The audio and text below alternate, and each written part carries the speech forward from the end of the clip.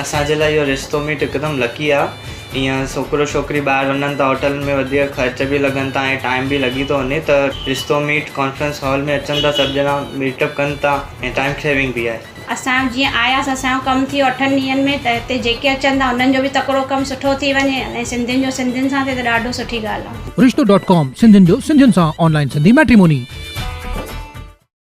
नमस्कार, मैं राजेश दलवानी, आप देख रहे हैं उल्लास लाइन बुलेटिन। शहर की ताज़ा खबरें देखने के लिए हमारे न्यूज़ चैनल को जरूर सब्सक्राइब करें। होता है कुछ रोमांचक कहानियां ज्यादा बताना या सुनना, कहानियां बना के बताना, कोई भी कोई कदम उठाना बहुत जरूरी होता है। बच्चों का यौन शोषण, इस गंभीर विषय पर विद्यार्थियों और उनके पेरेंट्स में जन जागृति को लेकर उल्लासनगर शहर में गंगोत्री वेलफेयर फाउंडेशन की तरफ से एक कदम आगे बढ़ाते हुए सामाजिक कार्य शुरू किया गया है, जहां पार्थ सारथी काउंसलिंग और गाइडेंस सर्विस की तरफ से एनसीटी स्कूल में शिक्षकों का मार्गदर्शन किया गया, जिसमें बच्चों का यौन शोषण क्या है और इसके क्या परिणाम हैं, इन विषयों की जानकारी दी गई। साथ ही साथ पोस्को कायदे में किस तरह से कार्रवाई होती है, इस पर भी मार्गदर्शन किया गया। इस अवसर पर राष्ट्रवादी कांग्रेस पार्टी की नेता सोनिया धामी, पूर्व नगर सेवक भरत गंगोत्री जी की तरफ से इस सेमिनार का आयोजन किया गया था और यह भी बताया गया कि आगे भी इस तरह के सेमिनार का आयोजन किया जाता रहेगा। ब्यूरो रिपोर्ट, महेश रोकड़े, उल्लास लाइन बुलेटिन, उल्लासनगर।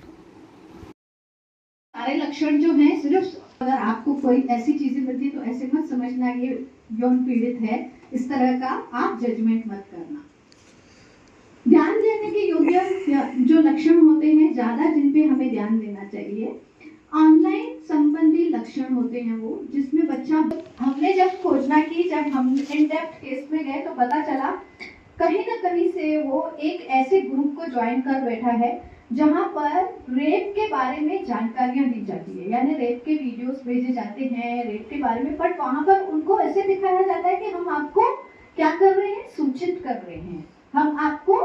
आपके आई ओपनिंग के लिए कर रहे हैं। लेकिन उनका जो इंटेंशन था वो ये था कि कैसे न किसी तरह से बच्चे इस लाइन में आए, इसके बारे में बात करें और फिर हम उनके साथ दूसरे भी उनका विश्वास जीत के उनको भी हम ऑनलाइन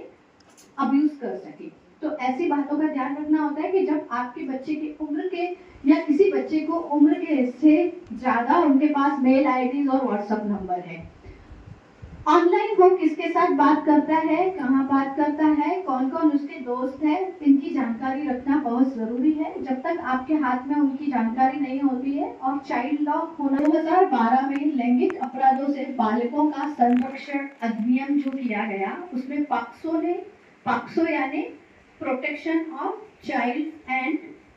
चाइल्ड सेक्सुअल ऑफेंसेस, तो इसमें जब ऑफेंसेस में बताया गया कि क्या क्या चीजें, तो मैंने आपको जैसे बताई कि संपर्क हो या गैर संपर्क हो, दोनों ही हालातों में पॉक्सो उनके ऊपर कानून तय करता है और उसको सजा मिलती है। तो सभी तरह के यौन शोषण शामिल है, चाहे वो संपर्क हो चाहे गैर संपर्क हो, लिंग तटस्थ हो या फिर जेंडर न्यूट्रल हो, ये दोनों देखा जाता है। यानी जेंडर न्यूट्रल यानी अगर बच्ची के साथ हुआ है शोषण, लड़की के साथ, तो भी पॉक्सो उसकी सजा वही देता है। अगर लड़के के साथ हुआ, किसी ने शोषण किया है, तो भी पॉक्सो को वही सजा देनी है या उसको वो भी शोषित घोषित किया जाता है। अनिवार्य है रिपोर्टिंग करना। जब कानून कोई नया नहीं है, टीचर लोगों को जो मार्गदर्शित किया है, जो पहले की हमारे पास कानून है यौन शोषण को लेकर, या एक्चुअली में यौन शोषण होता क्या है ये ही हमारे समाज को बहुत लोगों को नहीं पता है। तो क्योंकि टीचर्स का जॉब बहुत ही रिस्पॉन्सिबल जॉब है और ये एक बड़ा ऐसा माध्यम है जिसके ज़रिए पेरेंट्स और बच्चों को हम सुरक्षा पहुंचा सकते हैं। तो इसलिए हमने पहले टीचर्स से शुरुआत की, जहाँ पर हमने उन्हें ये सारी चीज़ें खुलासा की कि यौन शोषण होता क्या है, यौन शोषण के क्या क्या प्रकार होते हैं, और फिर यौन शोषण अगर हमें पता चले कि बच्चा शोषित होता रह रहा है, ऐसे क्या लक्षण हैं, उन लक्षणों के ज़रिए फिर हम बच्चे को किस तरह की जो है सर्विसेज दे सकते हैं या उसे कैसे मदद कर सकते हैं, और बच्चे को हम ना सिर्फ मानसिक सुरक्षा, उसकी शारीरिक सुरक्षा और साथ ही साथ उसके जो इमोशनल सुरक्षा है वो भी हम किस तरह से उसे प्रोवाइड करें, और फिर किस तरह से उसकी रिपोर्ट मैंडेटरी है, और पॉक्सो के रूल के तहत किस तरह से हम पॉक्सो तक पहुँचे या फास्ट ट्रैक रूल के कोर्ट्स के ज़रिए हम उन्हें न्याय दिला सकें। ये मेरी कोशिश रही इसमें, जो कि मुझे लगता है कि हमने अपनी कोशिश के हिसाब से खरे उतरे।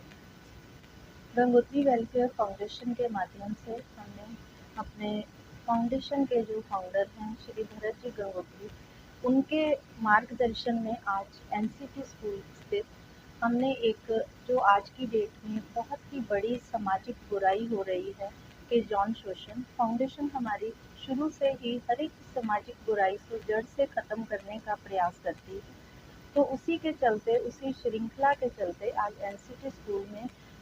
हमने एक यौन शोषण के आज हमारे देश में मैं समझूंगी या हमारे सराउंडिंग में ही समझें कि बच्चों के साथ यौन शोषण बहुत हो रहा है, चाहे वो मेल चाइल्ड हो चाहे वो फीमेल चाइल्ड हो, उसकी जानकारी हमारे समाज में बहुत ज़्यादा कम है। या मैं ये बोलना चाहूँगी कि जानकारी है पर उस विषय पे हम खुल के बात नहीं करना चाहते हैं। तो उसी संबंध में हमने पार्थ सारथी गाइडेंस एंड काउंसलिंग सर्विस है बॉम्बे की, एक बहुत फेमस, उनका सहयोग लेके आज स्कूल में टीचर्स का सीनियर टीचर्स का जो एक सेशन रखा था, ताकि वो आगे के लिए बच्चों को मार्गदर्शन कर सके, पेरेंट्स को मार्गदर्शन कर सके। तो ये हमें काफ़ी आज का हमारा कामयाब हुआ है। हम चाहेंगे कि इसमें आगे भी हम हर स्कूल में काम करें। तो मैं डॉक्टर करुणा, जिन्होंने एक साइकेट्रिस्ट है, जिन्होंने हमें इसमें पूरे सेशन को बहुत अच्छे से किया, और एनसीटी स्कूल की पूरी मैनेजमेंट टीम और प्रिंसिपल मैम का मैं धन्यवाद देना चाहूँगी कि उन्होंने गंगोत्री वेलफेयर फाउंडेशन को ये आगे बढ़ के सहयोग दी है। तो इस श्रृंखला को हम चालू रखेंगे। हम उल्लासनगर के हर एक स्कूल में पहुँचेंगे और यौन पीड़ित बच्चे हैं जो, उनकी इस बुराई से मुक्त कराने के लिए हम उल्लासनगर से पहले शुरुआत करेंगे। अगर हमें ऐसे ही सहयोग मिला तो कल्याण, डोंबिवली, बदलापुर हर स्कूल में ऐसे सेशन हैं। धन्यवाद। उल्लास लाइन बुलेटिन को सब्सक्राइब करें, बेल आइकॉन दबाएं और देखिए उल्लास लाइन बुलेटिन की न्यूज़ सबसे पहले आपके मोबाइल पर।